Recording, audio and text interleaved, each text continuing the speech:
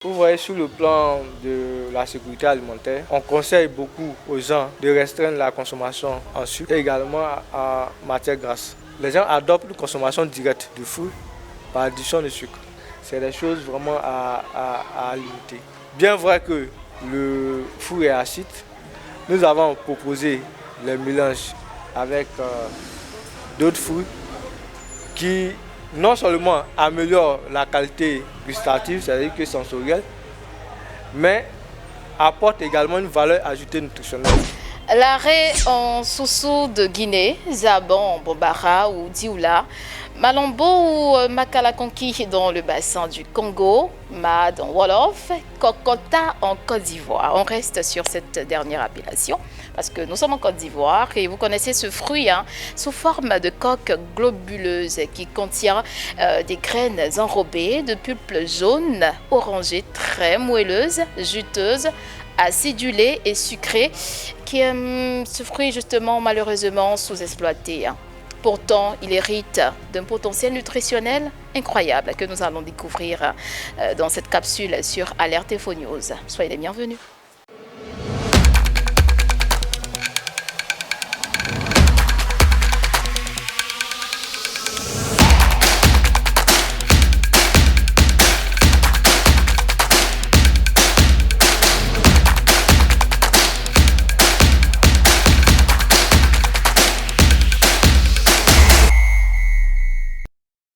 Il est biochimiste, technologue alimentaire. Avec lui, nous parlerons de ce fruit on ne peut plus prisé par une toute petite partie de la population ivoirienne et même aussi en Afrique, comme on l'a cité d'entrée de jeu, au Congo et puis en Guinée et autre part. Quoi, Élysée, merci d'être là. Tu vas bien? Alors tout de suite en parlant de ce fruit, j'ai des sensations à la mâchoire, comme on parlait du citron par moment. J'ai demandé hors antenne, désolé, je vais le faire ici. Tu es Abbé? En Abbé, là, il n'y a pas de nom en fait.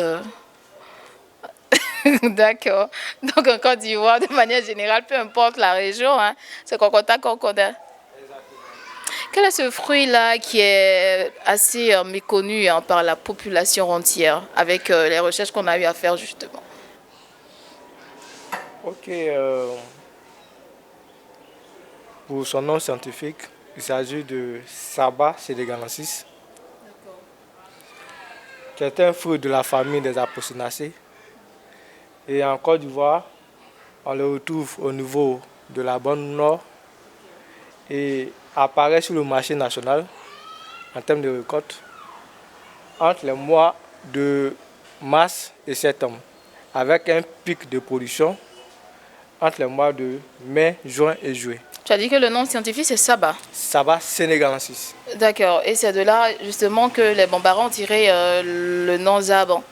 Oui, Je pense exactement. bien, il y a une petite similitude de prononciation. Oui, En oui, fait. exactement. Tu as dit que la récolte se fait entre mars Oui. et avril, c'est ça? Non, entre mars et septembre. Et septembre, Ouais, toute cette longue période-là. Il y a des pics de production où il y a assez de fruits entre les mois de mai, juin et juillet. Est-ce qu'en Côte d'Ivoire, il y a une culture de cocota? Non, ce sont des fruits sauvages qu'on retrouve généralement en bourse. Dans la partie nord, en fait, du pays, Oui, c'est dans ça? la partie nord. D'accord. À quoi ça sert? À part l'aspect comestible, est-ce qu'on peut s'en servir pour autre chose, par exemple, volet sanitaire et autres? Bon, généralement, c'est sur le plan alimentaire. D'accord. Voilà, sur le plan alimentaire. Et on essaye de faire, il y a la consommation directe. C'est la forme la plus déjà utilisée. Ah, mais c'est bizarre, j'ai des brochettes. Et également la consommation à partir des produits transformés tels que les jus, les confitures et autres. Je me souviens que quand on était encore enfant, c'est qu'on faisait avec les coques de cocota, on mettait du sucre. Quand on casse la cabosse, on met du sucre à l'intérieur parce qu'il y a un goût acide, comme on le dit. Est-ce que la forte acidité ne cause pas problème à l'organisme? Évidemment que l'acidité des aliments, que ce soit au niveau des fruits, comme au niveau des jus de fruits et des produits transformés, cause un problème surtout au niveau dentaire. Ça va entraîner une érosion de l'émail dentaire, exposant la dent ainsi à l'abrasion et au carie dentaire. D'accord. Voilà, mais également pour les personnes souffrant d'ulcères, D'ulcère. ça va entraîner une aggravation de l'inflammation Ok. au cours de la consommation. Donc, dans la consommation, ce qui veut dire qu'il faut modérer, est-ce qu'il faut s'abstenir carrément? Il faut chercher à atténuer. Atténuer. Hein. atténuer Mais on atténue comment? C'est pas avec le sucre. Ou bien, comment on le non, fait? non, on n'atténue pas avec le sucre. D'accord, dis-nous donc. On n'atténue pas avec le sucre. Il y a plusieurs méthodes Pour de atténuer, réduction d'accord, de l'acide. de l'acidité des aliments. D'abord, on peut passer par la dilution. C'est-à-dire que juste ajouter de l'eau. Mais pour le cas de Sabah sénégalensis, au laboratoire, on a eu à faire des travaux où on a essayé de diluer le sabah. Mais c'est avéré que le sabah en elle-même est une solution tampon. C'est-à-dire? C'est-à-dire que quand on parle de solution tampon, c'est une solution dont le pH varie peu au cours de la dilution. Que malgré qu'on ajoute de l'eau, l'acidité encore persiste au niveau gustatif. Ok, mais il y a quand même, ça a été dilué, c'est pas assez corsé comme au départ. Hein. Ou c'est pareil, hein? Bon, pas un peu, mais on sent vraiment l'acidité. Okay. Donc, hormis la dilution, on a également d'autres méthodes par voie chimique.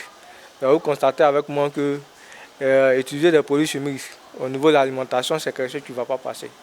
Donc, ça fait l'objet de ma thèse où on a essayé de trouver une méthode vraiment adaptée à la situation actuelle du pays.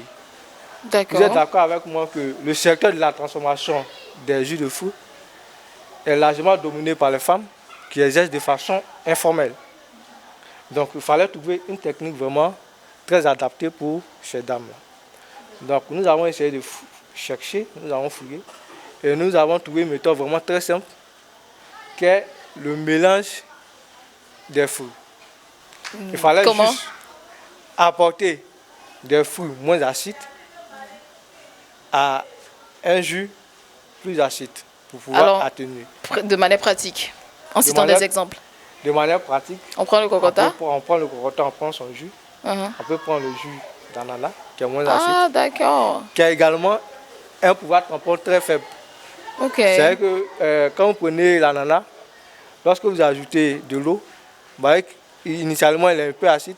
Lorsque vous ajoutez de l'eau, il perd carrément son acidité. Voilà, donc avec ces mélanges, on peut utiliser les jus de mangue, les jus de papaye, et tout donc, ça. D'autres fruits en fait qui ne sont pas acides.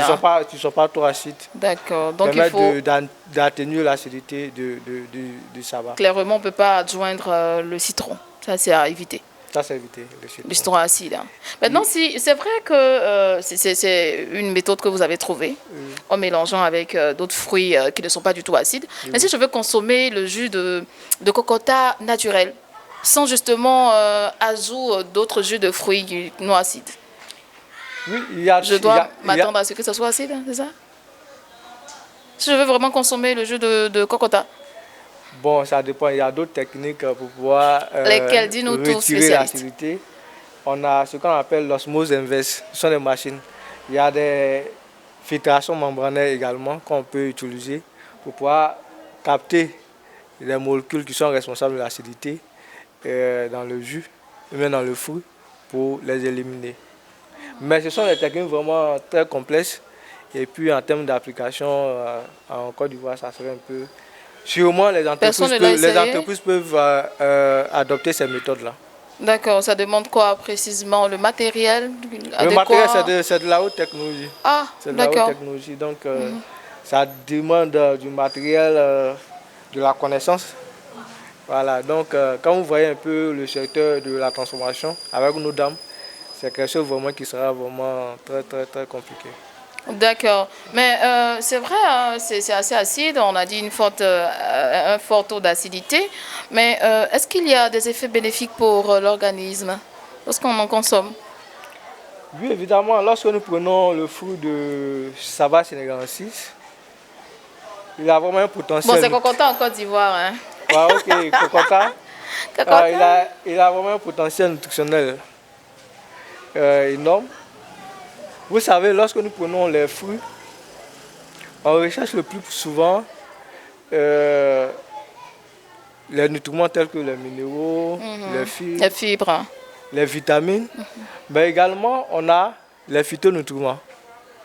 Et les phytonutriments, nous avons les composés phénoliques tels que les flavonoïdes, les tanins et autres, qui ont la capacité de fixer les radicaux libres, c'est-à-dire que les composés négatifs pour notre organisme, qui sont responsables des cancers. Donc ces composés-là vont fixer ces radicaux libres-là et les éliminer. Et lorsque nous avons fait des études comparatives au niveau de la Côte d'Ivoire avec le fruit de Kokota, en comparaison avec d'autres fruits largement consommés en Côte d'Ivoire, nous avons constaté que la concentration des composés antioxydants là, dans le Kokota était largement supérieure aux fruits qu'on a l'habitude de consommer. Donc vous voyez un peu le potentiel nutritionnel qu'a ce fruit. Pourtant, on n'en consomme pas assez. Ouais, c'est parce qu'on ignore. Hein. Lié vraiment à plusieurs facteurs. Il y a la connaissance d'abord du fruit, de son potentiel nutritionnel, mais également son côté acide et les formes de transformation également. Alors Lisette, tu nous parlais des méthodes de transformation du Kokota. On va passer en revue clairement ces méthodes-là, ces formes de transformation. Peut-être que nous, à la maison, on peut aller acheter du Kokota au marché. Tu nous donnes des astuces en fait pour transformer ce fruit-là. Vous voyez, sur le plan de la sécurité alimentaire, on conseille beaucoup aux gens de restreindre la consommation en sucre et également en matière grasse. Et comme vous pouvez le constater sur le terrain, pour la plupart, les gens adoptent une consommation directe de fruits par addition de sucre. Vraiment une très grande consommation de sucre. C'est des choses vraiment à limiter. Voilà, il faut adopter, bien vrai que le fruit est acide, nous avons proposé les mélanges avec d'autres jus de fruits, qui non seulement améliorent la qualité gustative, c'est-à-dire que sensorielle, mais apportent également une valeur ajoutée nutritionnelle au mélange. Donc à partir des extraits de mélange, on peut élaborer également plusieurs autres sous-produits tels que les nectars, mais également on a des sirops et des confitures. À base de Kokota? À base de Kokota. Ce que nous on fait traditionnellement, c'est que justement pour enlever l'aspect acidité autre, on met assez de sucre. Hein. On met assez de sucre. Ce qui est à proscrire justement, c'est ce que je suis en train de nous dire. Oui, exactement. D'accord. Alors, on a dit que c'est un fruit qui est assez, qui est peu consommé par une frange de la population ivoirienne. Et tu as parlé des valeurs nutritionnelles qui ne sont pas justement à négliger pour l'organisme. Mais comment faire pour que ce fruit-là soit positionné dans nos consommations habituelles de fruits, justement, de jus de fruits? Tout est une question de communication et de connaissance. Aujourd'hui, vous faites l'occasion de parler à la population des bienfaits du fruit de Kokota. Donc, la population, sachant ses bienfaits, va désormais vraiment se tourner vers la consommation de ces fruits avec les options de transformation que nous venons de donner.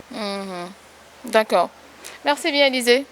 Bref, précis, concis. Hein. J'espère qu'on a bien compris tout ce qui est en rapport avec le Kokota, Côte d'Ivoire, Zabon, c'est en Dioula ou en Bambara, Makala Konki ou Malambo. Bon, la prononciation n'y est pas.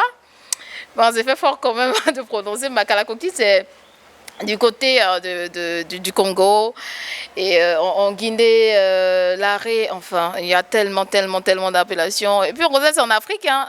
Il n'y en a pas en Europe. Beaucoup, non, non, pas en Europe, au Sénégal. Les Européens ne connaissent pas ça, justement. Ouais, c'est beaucoup plus en Afrique. Hein. Ouais, beaucoup en Afrique, au Sénégal, au Mali, au Burkina, au Ghana. Voilà, toutes ces zones-là, au Congo, en île tout, c'est fou là. D'accord, ce sont des fruits sauvages, tu l'as dit. Hein. Oui, oui, sauvages. Ok. Sauvages. Mais dans certains pays tels que le Sénégal, ils sont beaucoup avancés dessus. Voilà, vous voyez le nom, ça va Sénégalensis. Voilà, il y a le Sénégal dedans. Sénégalensis, pas parce que, bon, c'est parce que les premières études ont été faites au Sénégal. D'accord, merci bien Élisée. Et puis, comme j'aime à le dire, on se retrouvera certainement bientôt. On te laisse partir. Donc, Alerte Info te laisse partir hein, pour te permettre de revenir de plus belle hein, pour te prononcer sur d'autres sujets. Ok, merci bien, Miss Gouré. Clairement, vous connaissez à présent les valeurs nutritionnelles du cocota. Bon, nous sommes en Côte d'Ivoire, donc on garde donc cette appellation. Merci d'avoir été avec nous. J'espère que cette vidéo vous a fait un grand bien. Portez-vous bien. Et surtout, on se retrouve très prochainement.